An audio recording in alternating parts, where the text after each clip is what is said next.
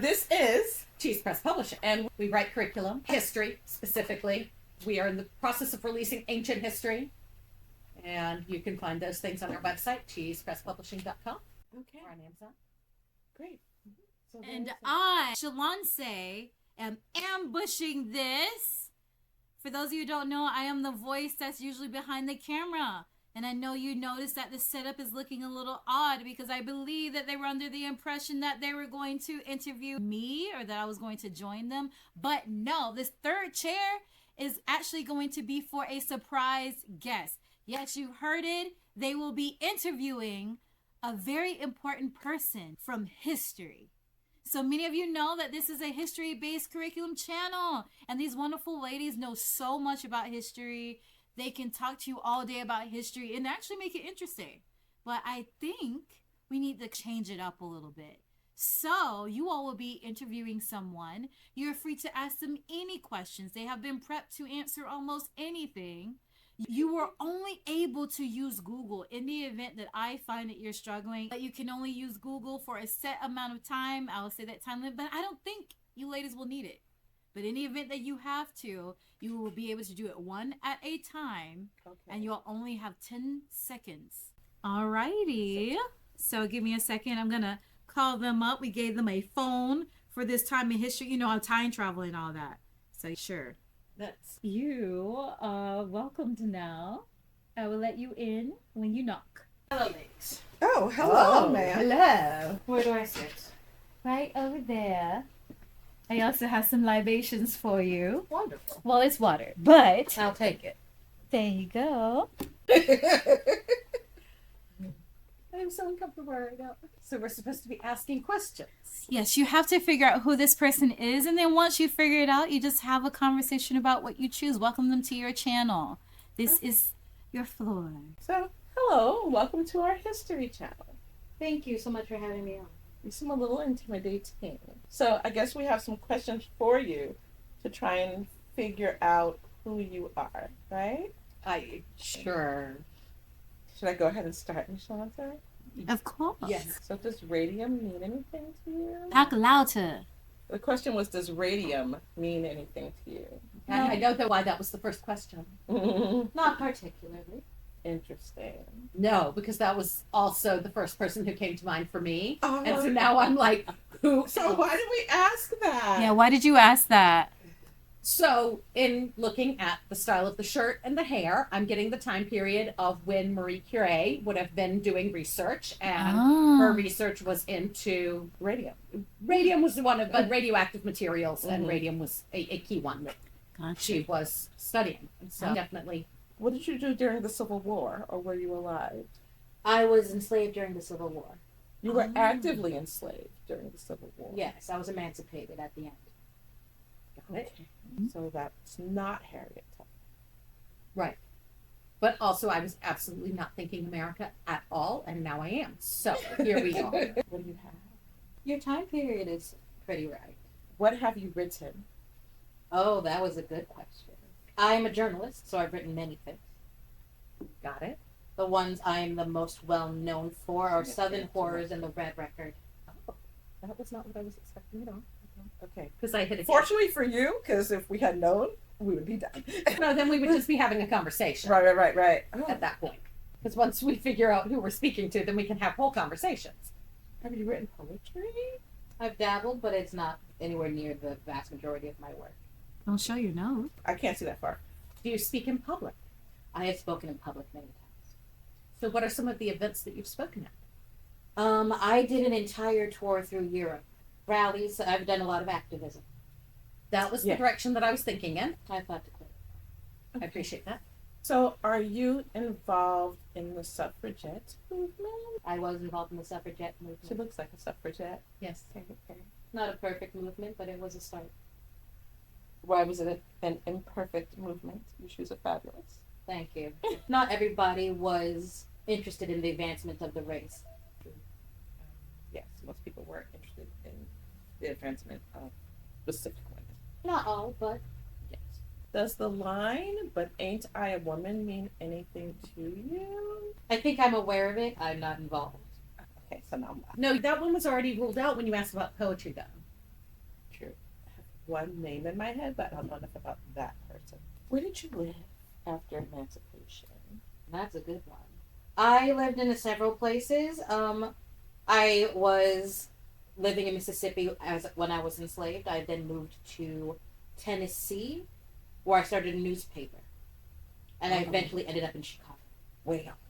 I'm recognizing the story and I don't remember who. I did eventually land in Chicago, suffragette, post-Civil War.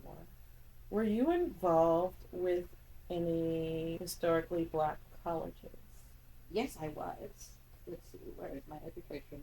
I was educated at Rusk College, Fisk University, and Lemoyne-Owen College.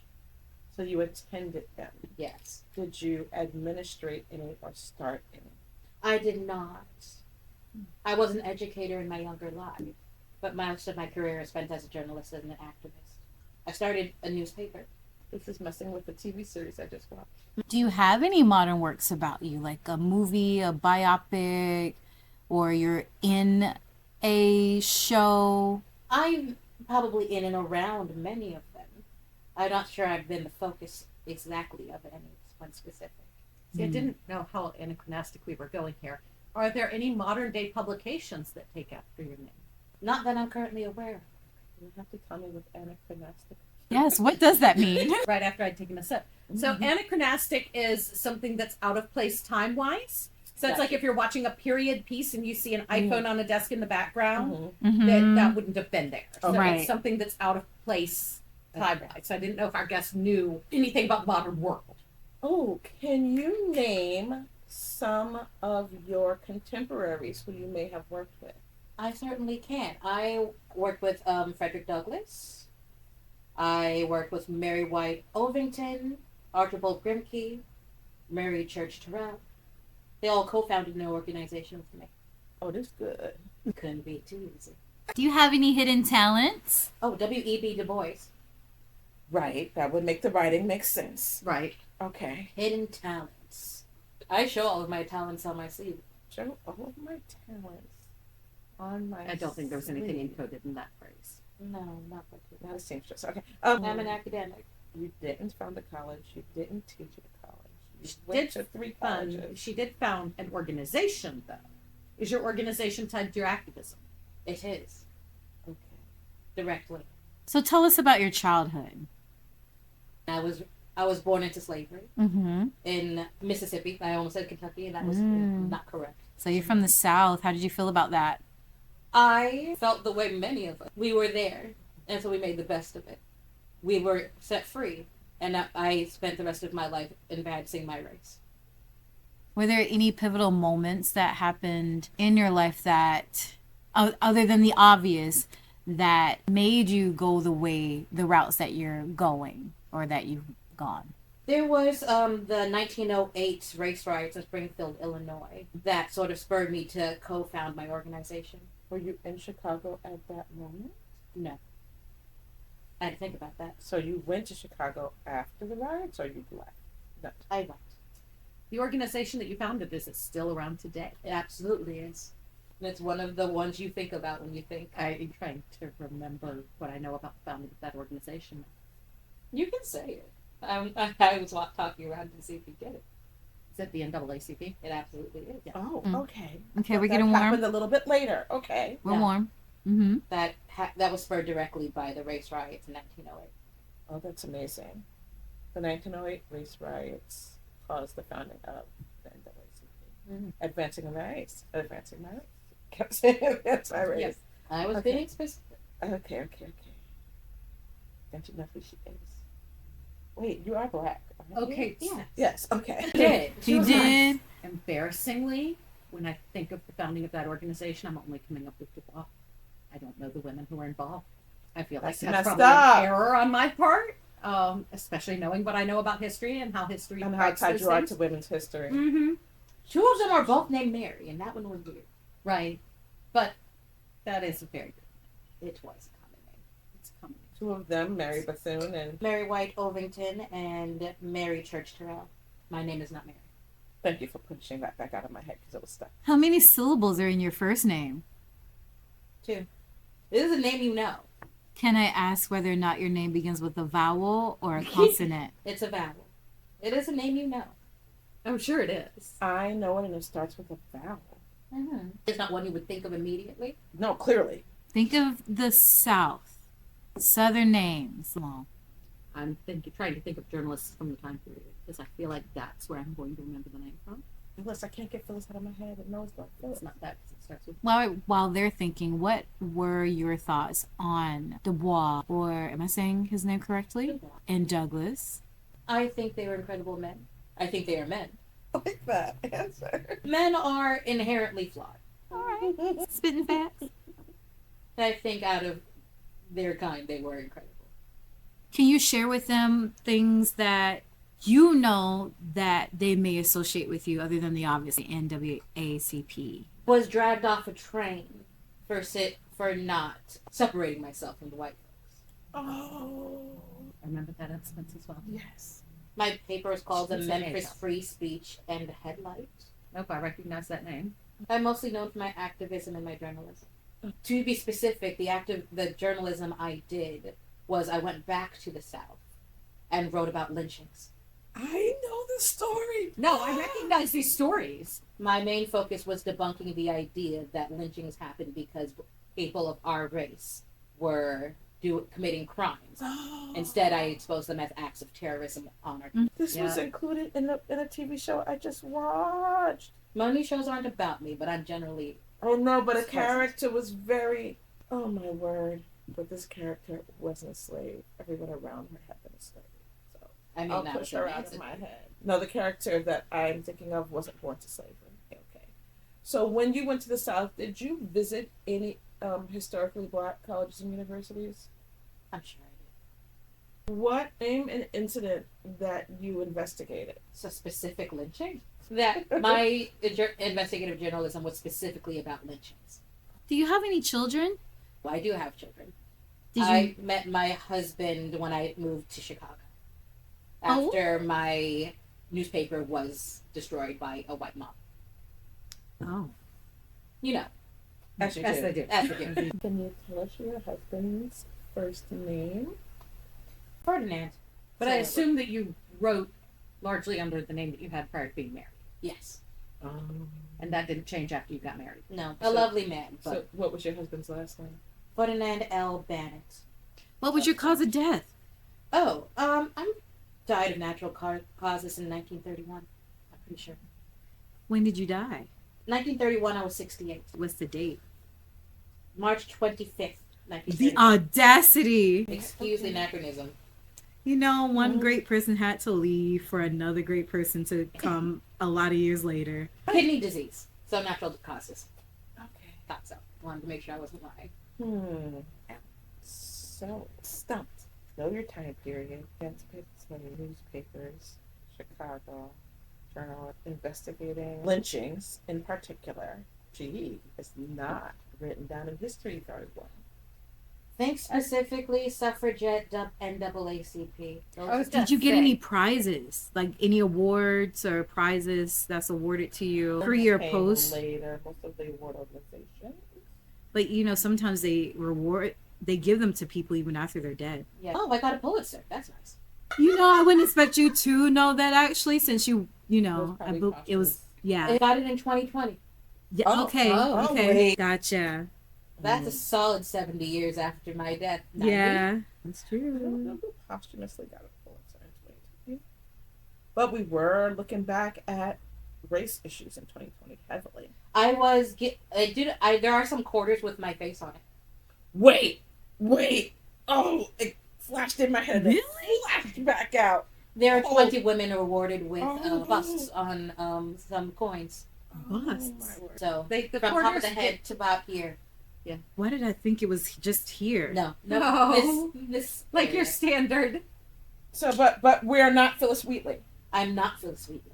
You're not Harriet Tubman. And I'm not not Sacagawea, No. She also has a a coin. 2-syllable name starts with a vowel. There. How many letters are in your name? First name 3. Amy? No. Oh, there you go. Ida B. Wells. Oh my Thank you so much for word. joining us. Yes. Okay. I chose one that was gonna take. I'm so breathless. I chose one that was gonna take some work. Yes. She is not written about, but she clearly does not have enough written about her. Mm. So can you tell us a little more? Ooh. And I was like, what haven't I said in this weird Well, jump? let's start at the beginning.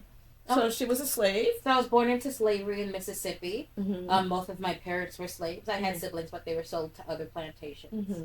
Mm-hmm. We were not able to find them after the Civil War, but I was emancipated with my parents at the end of the Civil War. Right. I then moved to Kentucky, which I believe is where I moved to Kentucky, and I moved to Illinois at some point. I think Kentucky is where my paper was. I thought it was Memphis, Tennessee. Yeah, right. It is Memphis. It was Tennessee. Yeah, I wouldn't have been able to write Kentucky.